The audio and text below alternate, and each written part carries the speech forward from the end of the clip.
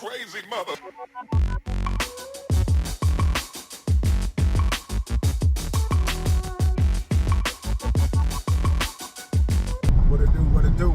What it do, soul visionaries and potential soul visionaries out there. I am your host, Sherrod Corn, and you are now rocking with the mobile version of the Soul Vision Podcast. You know that place where we keep it unfiltered and raw. We talk about anything from foreign to politics.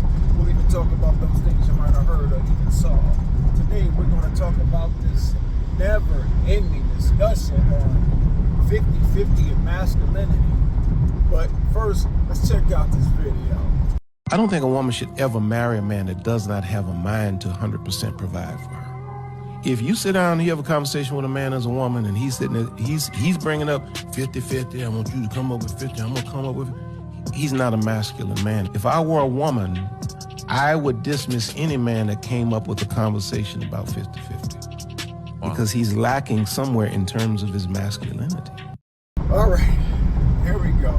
Another man out here claiming another man isn't masculine if he can't provide 100% financially for a woman.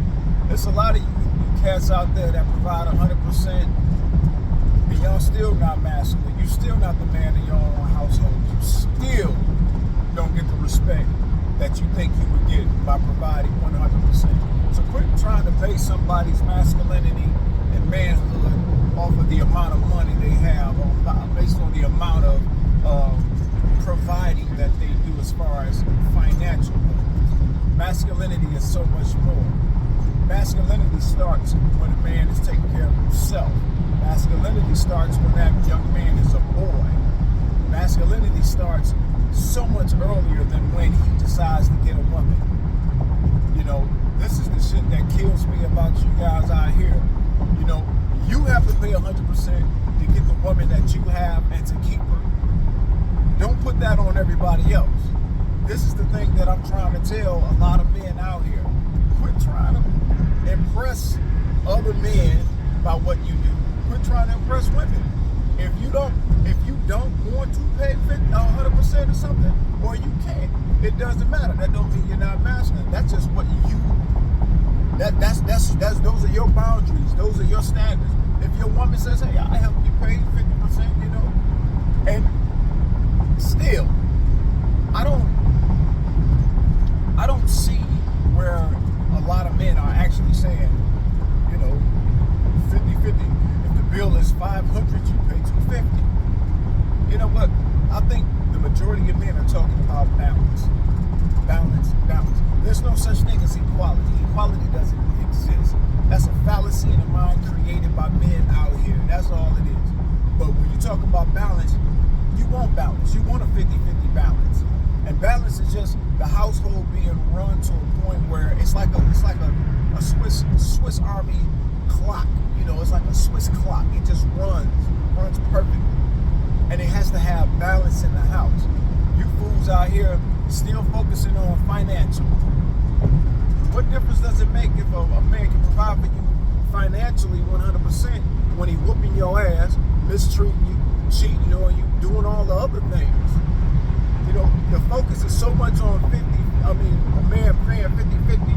What if that 50-50 man loves his woman, treats her like she wants to be treated the whole 9 yards? Because some women don't require 100% of a man paying, she doesn't require a man paying 100% of all the bills. Because hell, if she was paying her bills by herself, taking away 50%, you know, if you do the math and you're a logical thinking person, you take away 50% of somebody's bills, they should be happy for that. You feel me? In this economy now, you know, with your politicians that you all fight over, they destroyed the economy. 50-50 is actually a smart move. Find yourself a man that's working. Find yourself a man that has ambitions to do greater things in life. Work with them. Build yourself up. Instead, y'all got these women out here building y'all up on y'all platforms, spending money on y'all when they should find themselves a man that they can spend money with and build themselves up, build their own legacies, the whole nine. But they're building your legacies. It kills me to see how many women fall for the okie doke